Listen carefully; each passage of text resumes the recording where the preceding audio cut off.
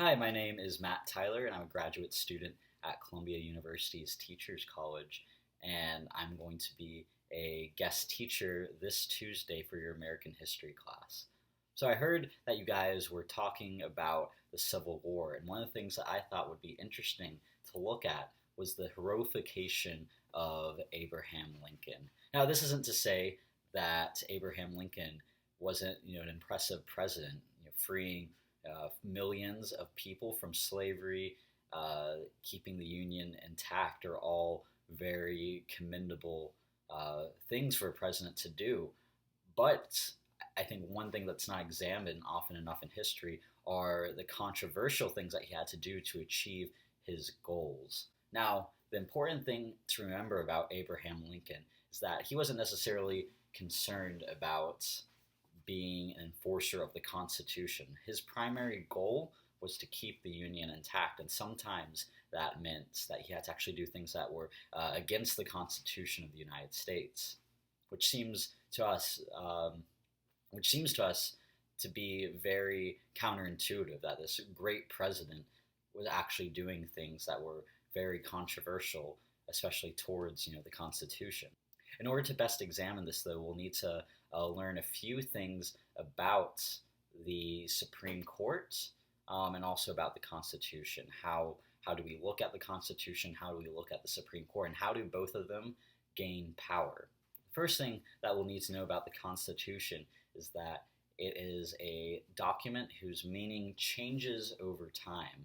This may be a little bit counterintuitive at first. We have, it's not that the words are necessarily changing. We do have amendments to the Constitution, but up until the Civil War, the words to the Constitution, there have been very few amendments between the Bill of Rights and the Civil War. So the actual words in the Constitution have remained almost exactly the same. How I like to think about this, though, is if you reread a book that you'd read earlier in your life. So say you read a book when you were in 6th grade, and then you read it again when you were in 10th grade. Now, between 6th and 10th grade, you had a whole bunch of different life experiences. You're a much different person than you were in 6th grade. Now, that being said, how the type of meanings that you get from that same book, how you read it, what stands out to you as being important, which characters you relate to, things like that, might change even if the words are exactly the same. So just like the meaning of a book can change over time, that's exactly what's happening in the United States. That the United States has done a lot of growing between the late 1700s and the Civil War. And as the United States has changed, how people in the United States started to look at the Constitution, and especially the Supreme Court, was also changing. Now, the second thing that we need to understand is how the Supreme Court gets power. Now, the Supreme Court has absolutely no way of enforcing its own decisions. All the Supreme Court really can do, according to the Constitution, is just say things, and it's up to the President and Congress to actually listen to it. So there's nothing in the Constitution that would stop the President or stop Congress from just starting to ignore the Supreme Court. You're not going to have, the Chief Justice of the Supreme Court march up to the White House and bang on the door and demand that the president listens to him. There's really nothing that the Supreme Court can do on that end. But early in the United States, the Supreme Court recognized this, that it had really no way of enforcing its own decisions. So one of the things that the Supreme Court tried to do was build this image that it was really awesome, so that people would want to listen to it. And basically the way that it did this was by making a whole bunch of decisions that people kind of already agreed with. It was kind of like telling people what they wanted to hear, more or less. Now, that's a little bit of an oversimplification, but not too huge of an oversimplification. So so by creating these decisions that people thought were, they already kind of agreed with them, they were they weren't controversial decisions. This created this image that Supreme Court's really smart. We should listen to it. Now, today in current events, one of the ways that we're beginning to see this is with gay marriage. So just 20 years ago, the Supreme Court was upholding laws that banned gay marriage. They were upholding laws that denied rights to LGBTQ couples. They were upholding even some state laws that banned LGBTQ relationships just completely. And the Supreme Court was upholding those because at the time, gay marriage, homosexuality, they were all very controversial things. Now, 20 years later, the public opinion has changed, completely. A majority of Americans now support gay marriage. But in this 20 years, the Constitution has not changed at all. It is the exact same Constitution that we had 20 years ago. No amendments have been passed. The same Constitution that was being read 20 years ago to enforce bans on gay marriage is being read again. And now most people believe that this summer the Supreme Court will officially allow or will officially require all states to recognize gay marriage. So, keeping these ideas in mind about the Constitution and the Supreme Court are going to be very important when we're looking at Abraham Lincoln and the Constitution, the Supreme Court during the Civil War. So, I understand that you guys have learned a little bit about the Dred Scott decision, which basically held that blacks are not citizens and therefore they cannot sue in court. They cannot even bring a charge to the Supreme Court, and that the Missouri Compromise was an unconstitutional restriction on slave owners' rights.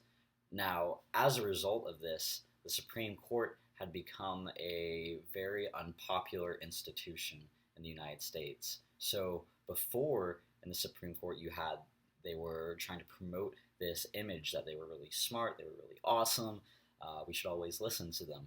Now, what we had going on as a result of the Dred Scott decision was, especially in the North, where they felt like this was an especially bad decision, was that the Supreme Court really wasn't that smart. They're kind of like biased. They like the South more than they like the North, things like that. So a lot of people really just didn't trust the Supreme Court at this time. Finally, I think one of the last things that's important to think about is how the power of the president has changed over time. So oftentimes we view the president as being the most important figure, the most important political figure in the United States. They get to do all sorts of cool things. They have control over the military. They do all this stuff for the economy. They get to host Easter egg rolls on the on the house lawn. They get to throw parties for people, things like that. Now, for the most parts, during the 19th century, this was not the case. The president was viewed as having a much smaller role. In fact, he was often viewed as almost like a secretary for much of the 19th century. Now, there's this idea, though, that a lot of historians have argued that during wartime, the power of the president has increased. You often see even some presidents argue this, that because there's an immediate danger, that the president must use extra power to enforce their decisions. So the power of the president, just kind of like the power of the Supreme Court, changes over time. So this leads us to what we'll be looking at on Tuesday. On Tuesday, we're going to be looking at a famous court case called Ex Parte Merryman. Now, this case is one of the big showdowns between the federal courts and President Lincoln. Now, this was not the Supreme Court that was ruling on this, but the Chief Justice of the Supreme Court, Roger Taney, was one of the judges in the case. He was serving on a different federal court that was ruling on this. So I think that's important to remember, to consider that a lot of people did not have a high opinion of Roger Taney in the Supreme Court at this time, and he was kind of the one who was kind of heading up this federal court case. So at the beginning of the Civil War, in a lot of territories, President Abraham Lincoln suspended what is known as the writ of habeas corpus. So a writ is kind of drawing ties back to our British law roots. So a writ is basically a very official paper. Like if you want to get anything done in the United States, like if a government official is not doing something in the United States, you have to issue or you have to request what is called a writ, which is basically just like a fancy way of just saying an official paper requesting someone to do something. Habeas corpus literally means like give me the body. So a writ of habeas corpus is like an official paper telling a government official to give me somebody's body. Now, when we say give me a body, we're not talking about some dead person's body. This is actually what is used in for jails. So in the United States, if you are arrested, you cannot be held in a jail unless you're given, an official accusation, unless you're being charged with an actual crime. And if someone is trying to hold you in jail without charging you with a crime, then you can request a writ of habeas corpus that basically is having someone ask to get your body out of jail. So in the United States, in the early part of the Civil War, Abraham Lincoln decided to get rid of this writ of habeas corpus. He suspended the writ of habeas corpus, which is allowed in the Constitution. There's a section in the Constitution that says the president can do this, but only under extreme circumstances. So as a result of President Lincoln suspending the writ of habeas corpus, literally thousands of people were held in jails, especially in Union states. This was happening in the Union, not in the Confederacy. Thousands of people were held in jails because they were suspected of being sympathetic towards the Confederate Army. They might have joined different organizations that were pro-Confederacy. Now, most of them had not been charged with a crime, and a lot of them probably would not have necessarily been convicted of a crime. There are several instances in which the United States military tried to get these people convicted of a crime, and the courts refused to charge them with a crime.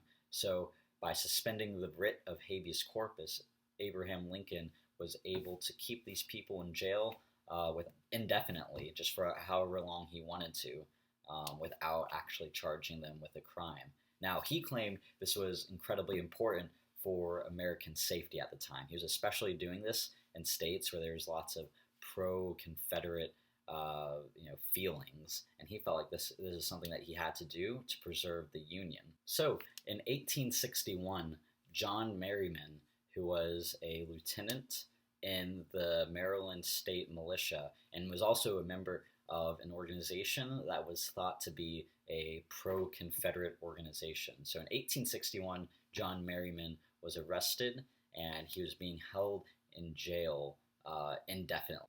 So after John Merryman was being held in jail, he requested that Chief Justice Taney execute a writ of habeas corpus. So what we're going to be talking about on Tuesday is what is this dilemma that Chief Justice Taney was facing? How did he view Abraham Lincoln? We're looking at this controversy. Was suspending the writ of habeas corpus, was this a necessary thing for Abraham Lincoln to do, or was he?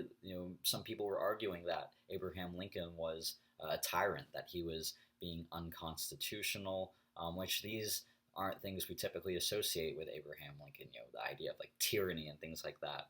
So I appreciate you guys watching this video, and I look forward to meeting all of you on Tuesday.